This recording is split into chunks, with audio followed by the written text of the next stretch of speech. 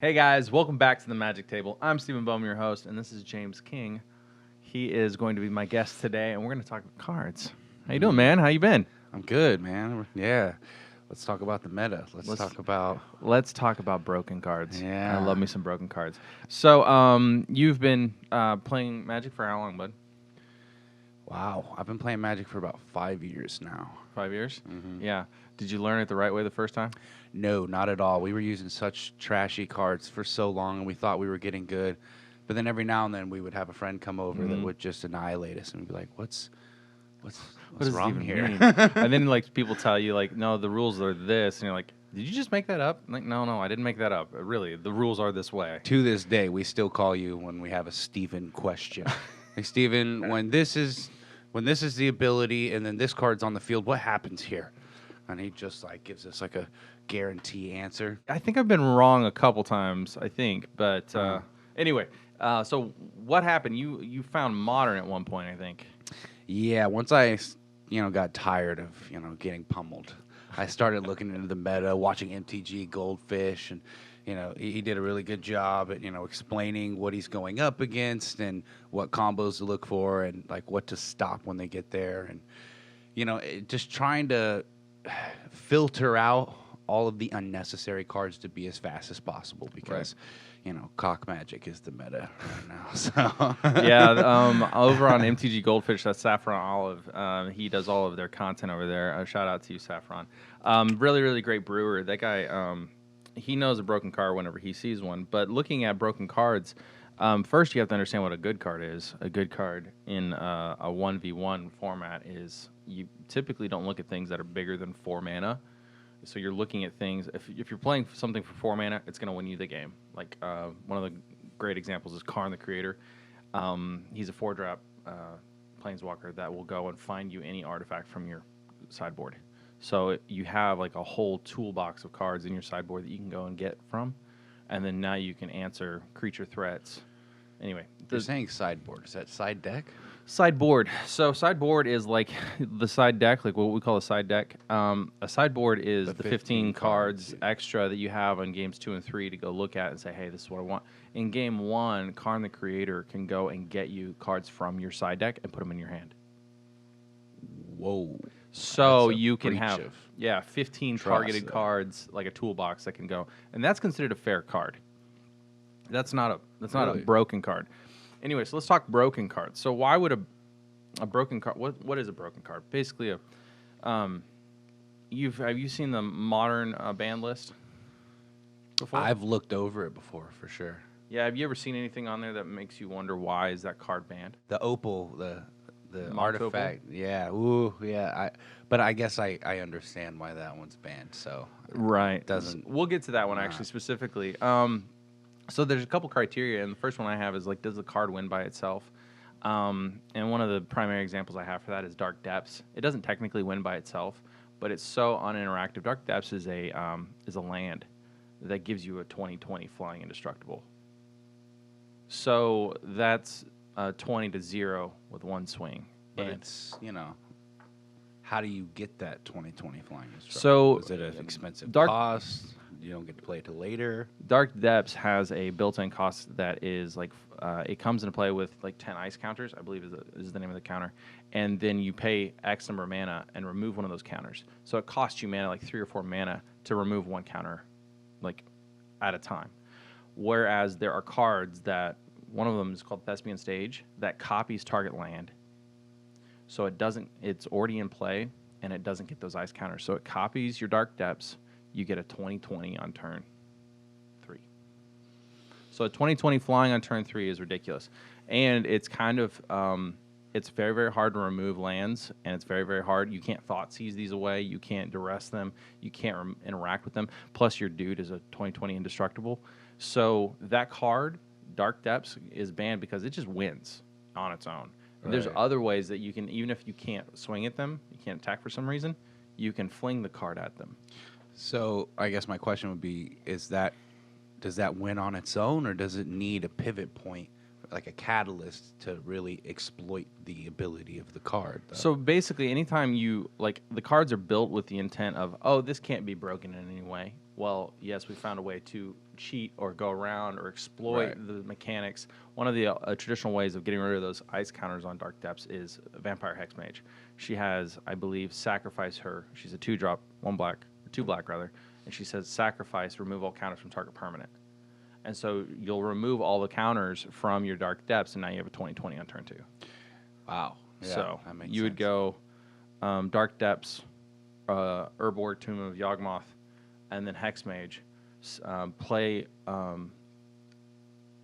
play Vampire Hexmage off of your 2 black land because Yawgmoth, Tomb of Yawgmoth turns them both into swamps. So you can tap 2 black, put her into play, sack the Vampire Hexmage, and get your 20/20 on turn 2. I'm definitely gonna have to come back and rewatch this to get the names of all these cards. Yeah, really we're gonna piss have off to, my put these friends. in the frames for you guys. But anyway, so that's a traditional combo. And that's why it was banned. It was a turn 2 20/20 flying, and it's just ridiculous. Yeah, that is ridiculous. But on the face of the card, it looks like, oh, it's going to cost you so much mana to get it out, like to eventually get this 20/20. That's a turn 10 move. Yeah, it's not. If you make it a turn 10, you deserve to win. Yeah, no kidding, right? Now, the next criteria is, does a card offer too much value? And one of the ways we look at that is, you've played this card, Skull Clamp. What does Skull Love it. Clamp do in your Goblin deck? In your Well, casual Goblin deck, it's gross. my goblins are full of 1/1s, 1/1 tokens. So basically, I can tap 1 mana to equip it to a goblin, giving it +1, -1. Kills the goblins, draw 2 cards. Mm-hmm. So And it's repeatable for 1 mana. yeah, and so you can tap 3 mana, sack 3 goblins, draw 6 cards. And you have a new hand at that point. Yeah, it is broken. I only run one in my deck because I'm not a terrible human being, but It is Commander, though. I do like to Showing. feel that power. It is pretty great. Now, comparatively speaking, Brainstorm is another one which is much more reasonable. It's still not been printed into Modern, and it draws you 3 cards, and it takes 2 cards from your hand. So if you have 5 cards in your hand and you draw 3 new cards, you're looking at a total of 7 cards, and you get to put 2 of them back into your library. So if you use Brainstorm on a 5-card hand, you look at the top, or you draw 3 cards, and you put 2 of those garbage cards from your hand back in on top. Now, with fetch lands, you can shuffle those cards away. So Right. say those cards are that egregious, they're that bad for what you're doing, you can just shuffle them away with pay 1 life and shuffle your deck and get a land, and it's too good for Modern. So you're That's- digging deep, getting rid of what you don't need, and and starting over. Yeah, so you get a chance to start over with the top of your deck, Right. and that's even too good. So like, whereas Skull Clamp is repeatable every 1 mana, I can get something new off the top, 2 new cards off the top of my library. Even Brainstorm is just too much for the format. Yeah, if I was just looking at that at first glance, I would not assume it to be overpowered. Or It's like, guys, you're only getting 1 card. No, you're getting rid of 2 cards from your hand that you don't need. right. So another 1-drop blue card is Preordain. Preordain lets you scry 2, and then draw 1 card. So you get to. It's a 1-drop. It's a 1-drop, but Brainstorm was an instant, and that was too good for Modern. Preordain is a sorcery at the same cost, 1 blue, and it scries 2, so you don't even get to put them in your hand, and then you draw. So Preordain is objectively worse than Brainstorm, and Preordain is banned in Modern because the effect of looking at the top 2 cards of your library is so important, so powerful, that being able to draw after you've scried is too good. Okay. So there's a new version that lets you scry after you draw. It's called Serum Visions. So scrying first, too powerful. Scrying after you draw, it's okay. I definitely wouldn't have looked at Scry 2 draw 1 as overpowered. It's For sure, especially as a sorcery. yeah, And not like I'm going to save it in case I need to use something, and then before I get my turn, pop it. Like, huh. well. The point is that looking at the top 3 cards of your library is very powerful. Being able to choose in 3 cards what you want is very, very powerful. Especially being able to get to that card this turn. Right. Whereas Preordain lets you get to that card now. Serum Visions lets you get to that card later. So Okay. it'll let you scry later. So it's a nuanced thing, but there's the value mechanic of Brainstorm, Ponder, Preordain, and Serum Visions. It's complex why those things would be broken, but in a one-on-one format, whenever every point of mana and every edge every card coming to the top is that valuable. Preordain is broken. Serum Visions is not. Right. Moving on from card value, one of the reasons is, does it take too many resources to kill this thing? And is it too cheap? One of the great examples is Oko, Thief of Crowns, arguably the best Planeswalker ever made. Have you ever heard of this card? Yes, I have. I have watched someone, and they didn't even use the really broken mechanic with Oko, but they literally they had the Gilded Goose, and they would just make food tokens to keep themselves alive. It was so funny to watch. It was Saffron, actually. It was so funny. No, it was someone he was fighting, and he lost. It was someone he was facing, and he lost to an Oko, and he was complaining about it the whole time. But the opponent ended up just winning by kind of overwhelming him and then living with the food tokens. And it was hilarious to watch. I'm not gonna lie. Yeah. Whenever Oko was spoiled, nobody thought it was going to be a problem. Like, oh, it's a 3-drop, and it's not going to be a big deal. It makes food tokens. Who cares? No, the +1 ability, a +1 ability. So not only is he getting rid of that problem artifact or creature on the other side, that Tarmogoyf that's 5/6, and turning it into a 3/3, now it's also getting bigger at the same time. Right. So a lot of those abilities that deal with a permanent, like a Planeswalker that deals with a permanent, usually is a negative ability, because that's a resource. Their loyalty is a resource. And in the case of Oko, they give you a 3/3 elk, but it loses all its abilities. But it was a plus. The problem, the real heart of that issue, I believe, was that it was a plus ability instead of a negative. If so you think it was a negative ability, it wouldn't have been as broken. Be balanced. Okay. Yeah, and more balanced, I should say. Not only can Oko turn off, like, you know what Ensnaring Bridge is? What is it? Ensnaring Bridge. It's a 3-drop artifact. Yes, I do actually. I don't remember the exact ability, but I know what you're talking about. Yeah. It's like a control card? Yeah, it's very much a control card. Stop people from attacking you, I think? It says creatures with power greater than the number of cards in your hand can't attack. Right. And so what Oko Thief of Crowns would do is like turn that card into a 3/3 with no abilities, and now you can attack, and their protection's gone. And so that's why Oko is so hard to get rid of. And spending all of that time to try and kill Oko to get it off the board. And they're making their own 3/3s to defend Oko. So it's pretty gross. Playing whatever they have in their hand. Yeah, I'm playing whatever they have in their hand. And Oko's just like it's just a constant source of new things for them. And it's a 3-drop. Yeah. So you can put it down on turn 3. Yeah. Turn 4, if it probably been fair at turn 4, but it's still pretty hard to deal with. Right. Another broken part is can the card be effectively interacted with? And it's kind of similarly. You ever heard of the card Sensei's Divining Top? That sounds really familiar. Sensei's Divining Top is a 1-drop artifact. Okay. That says pay 1 mana, look at the top 3 cards of your library, put them back in any order. Okay. Okay, and you just 1 colorless mana, right? Is that a sack ability, or is that just a... that's just every turn you can do it. Wow. And then it has a tap, draw a card, put Sensei's Divining Top on top of your library. The putting Sensei's Divining Top, you'd think would be a liability. Putting it on top of your library would be a liability.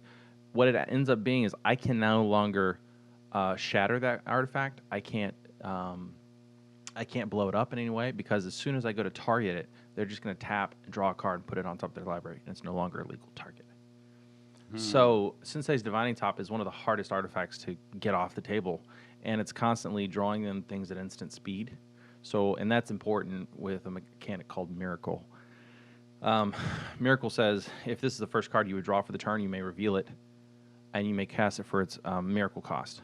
And one of the classic examples is Terminus. Says if you draw this first card of the turn, you pay 1, put all creatures on the bottom of their owner's library for 1 white. So Sensei's Divining Top lets you do it at instant speed. Oh, wow. So and you can't get rid of it. No, it's ridiculous. And so it was a deck in Legacy for a long, long time. And so Sensei's Divining Top was banned in the very, very early days of Modern. So another good reason why things are broken is it undercosted. So for instance, in the case of Once Upon a Time, if it's the first card first spell you cast in the game, it's free. And Once Upon a Time looks at the top 5 cards of your library and puts a land or creature into your hand at instant speed for free. So So that's would people put 4 of those in their deck and hope for the absolutely. best? Like, Even whenever you cast it, like the second time, it's still an instant and it's still ridiculously good. Right. Because you're getting, what does normal cost? it's a 2-drop, 1 green, 1 colors. It's ridiculous. And they thought this was a good idea to print this card. It was like, this will be fun. I think it even got banned in standard at the time. Really? So that was like, it was so undercosted, so cheap to put into play or to use that it's like, it's an easy target for a ban. yeah, it's not okay.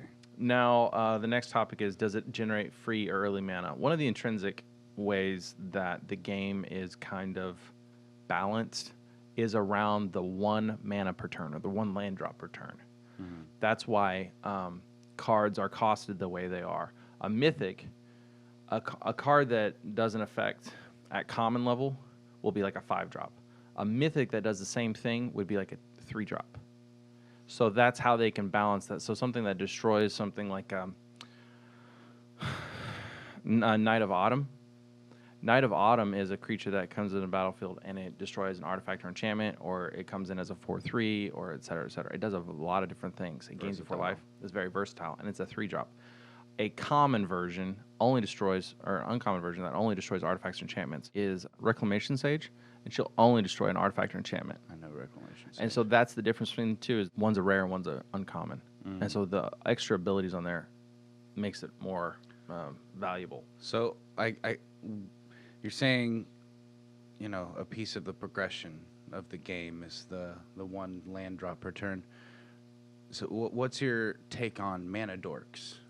Mana Dorks are Like, probably what some of makes those okay? I guess. is So, what I'm asking. Mana Dorks, as opposed to, say, for instance, Mana Rocks.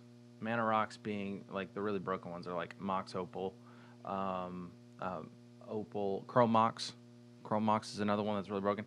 So, on turn 1, with a Mana Dork, you put your Mana Dork out for one green mana, and then now you have to wait until your next turn to be able to use it.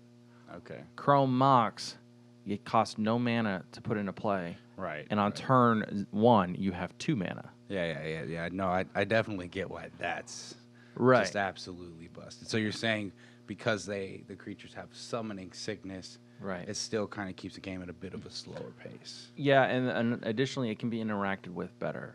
And that's why it's more fair. It's like, I can lightning bolt your Llanowar Elves or your Birds of Paradise, and now you're not up that advantage. God, I love Birds of Paradise. Whereas the most common interactions that you can use are creature-based, like destroy that creature kind of thing. And you can't destroy a target creature and get rid of a mox. So I have a question. Do you feel that Birds of Paradise is almost a broken card? No, but So there was one probably green makes yeah. any color mana, Right. and it's a flying chump block. Of course, comes to worse. right, and that intrinsically comes back to as I can kill the Birds of Paradise. I cannot kill a Chrome Mox. I cannot interact with what you're doing, and Chrome Mox has no summoning sickness, that kind of thing. 'Cause I looked at Birds of Paradise, and I kind of felt like it just puts all the other green mana dorks to shame. It does. It's the best Mana Dork of all time. It doesn't get the creature type benefit that Llanowar Elves does. So, like, if you're building an elf deck, you get all that advantage. But Bird deck, man, what's up? I'm gonna build a bird deck. It's super meta right now. The next, and geese. the next mana generator is Eye of Ugin, and it's not a mana generator; it's a mana reducer. And Eye of Ugin reduces the cost of Eldrazi by 2 colorless mana. Eldrazi Mimic is a 2-drop that is a 2/1 that says whenever an Eldrazi comes into play, Eldrazi Mimic gets the power and toughness of that creature. So you can put, on turn 1, you can put up to anywhere from 1 to 4 of these guys out with Eye of Ugin out for free. And then turn 2, you can untap, play a Eldrazi Temple, play a Thought-Knot Seer. Now all of your Eldrazi Mimics are going to be 4/4s on turn 2, and they don't have summoning sickness. So talking about reducing mana costs, it's ridiculous. That's actually in reference to a time in Magic called Eldrazi Winter, whenever the best decks in the format were Eldrazi decks, all of them. Really? Yeah, there was nothing else was able to compete at the time because of Eye of Ugin. They banned Eye of Ugin because it reduced everything too much. Because they printed Eldrazi cards that were 4 and 5 drops. It was dumb. Right. Another one is God, I hate dealing with Eldrazi. It's so annoying. yeah, they're pretty broken. Yeah. Another card that just got recently banned was called Simian Spirit Guide, and it was probably one of the most fair free mana cards that I think of. It was a 3-drop, 2/2 that whenever you could exile it from your hand and get 1 red mana. So it was only once during the game that you could use that one card. Basically, you could only use the card once. You to go. exile it, right? Yeah, and it was only red. So you can't grave cycle it. Yeah, you can't grave cycle or anything like that, and it was just gone from the game, right? That was the most fair mana, like free mana card, I think, in history, and it was banned recently. Why do you think it was banned? It was helping people do the degenerate things. The extra mana on earlier turns is whenever the things are more degenerate, because almost all of the responses to the broken stuff happens on 2 and 3, turns 2 and 3. And so not being able to respond to your degeneracy on turn 1 is very, very broken. So, Because I can't thought seize you. I can't counterspell it. I can't do anything. I can't Doomblade anything. right. It's just too early in the game. And can you do that at the speed of an instant? Simian Spirit Guide? Yeah. You can Oh. exile him as an instant. Okay. Yeah. Yeah. It was That'd be broken. a sneaky fireball for sure. Yeah. Anyway, the last category I've got here is, does the card get infinitely better over time? The best example of this is a Birthing Pod. I don't know if you've heard of the card, but Never it's heard a Birthing Pod. it's a 4-drop artifact with 1 green Phyrexian, so you can pay 2 life instead of paying the green. So it can go in any color deck if you want, and 3. Give up life in modern. Yeah. Yeah. 1v1s, just give it up because Yeah. you can. Health is a do some resource, broken man. Things, yeah. Anyway, so you pay 3 mana, or a total of 4 technically, for Birthing Pod to come into play, and then 1 Phyrexian green and a colorless, so 2 technically, and tap it, sacrifice a creature, search your library for a creature card, converted mana cost +1. So if I sack a Birds of Paradise, I can go get anything from my deck that's converted mana cost of 2. If I sacrifice like a 3-drop of some kind, a Reclamation Sage, now I can go in my library and get something that costs 4. And this has a mana cost on it to do that. Yeah, correct? it's 1 green Phyrexian, so you can pay life for it, and 1 colorless, and then tap the artifact. The problem is that over time, every creature card that gets printed is a potential to go into that deck. Right. And so what that deck ended up being was basically a toolbox of every answer Right. for the game. I think I've actually seen a game where that was played, and they actually, one of the cards when it came out brought another card out Yeah. that did some really busted Really stuff. degenerate. And on like turn 4, he's got a 3-drop, 4-drop, 5-drop, and a 6-drop ready Yeah. to go. And one of the classic examples is Or turn 5. Kiki-Jiki Mirror Breaker. It's a 5-drop, and then Restoration Angel, which will flicker the Kiki-Jiki and create infinite angels. Yeah, see, all the infinite combos, I feel like Yeah, just got it's pretty gross. Yeah. So, what's a banned card that you don't understand why it's banned? Why is it banned kind of card? I've always been curious as to why Mental Misstep was banned, because I felt like it was a great blue counter to Fireball. Right. To kind of give it a shot against to give blue decks a really good shot against the aggro reds. Well, first of all, when you cast Fireball on the stack, it's actually the total mana spent. So it's not 1. So if you're trying to deal 4 points of damage, it's actually going to be a 5 mana cost spell on the stack. I meant Lightning Bolt. Fair enough. Lightning Bolt, my bad. Yeah. All right. I said but- Fireball. That's twice now, actually. I just All right. processed that. Anyway, but why Mental Misstep is, you said what gives blue decks a chance. That's the thing, is it wouldn't be played in just blue decks. It would be played in literally every deck. Because it only costs 2 life. It costs 2 life. You can put it into a red deck. You can put it into a green deck. Right. So firstly, it's the mana cost, right? And 1-drop cards are so important to the game that it would be almost a default include for every deck ever. I mean, would you just honestly go second if you had that in your hand? Let them go first, ruin their turn 1, and then get strong start? Then you get into a counter war spell or counter spell war, and they're going to come back and counter yours with their own Mental Misstep, and then you're going to counter back, and it's Right. it's absurd. So because it's Phyrexian mana and it can cost life, That's one of the ways. Mm. And two, it counters too much of the game. So much of the game operates the 1 mana cost spell. And 1v1 modern for sure. Yeah, in 1v1 modern, it's Lightning Bolt, Fatal Push, Path to Exile, all your mana dorks. Just so much is a 1 mana drop. Yeah. It's ridiculous. I'll say too that in modern and 1v1s, a card gains more and more value the cheaper it is. Absolutely. I mean, And even free if is it too doesn't cheap. have as powerful an ability, if it costs much less, it automatically has more value and holds Absolutely. more strength. And whenever it becomes more narrow, the game is so large that just because a card is narrow doesn't mean it doesn't have enough cards that it interacts with to be broken. Right, right. I mean, they have how many cards? Like over Like, 10,000? no, it's like somewhere in there is like 20,000. Oh my gosh. It's ridiculous. 20,000 Yeah. different cards. It's a ridiculous game, and I love it to death. But very complex. anyway, what are you working on? What decks are you working on these days, man? Well, I just recently started playing Commander. You know, that's a lot of fun. Yeah. I like that it slows it down a little bit. You get the extra life. You feel a little tankier, you know, wearing Yeah. the sweater vest. And I like that throughout the battle, you know, you have a theme of the deck. Your commander provides a general theme that can't really be taken away from you. Right. You know, like another thing I appreciate about Commander is that you don't just see, you know, stacks, 4 cards of everything. You know, Right. like I have 9 cards in this deck, 4 of each.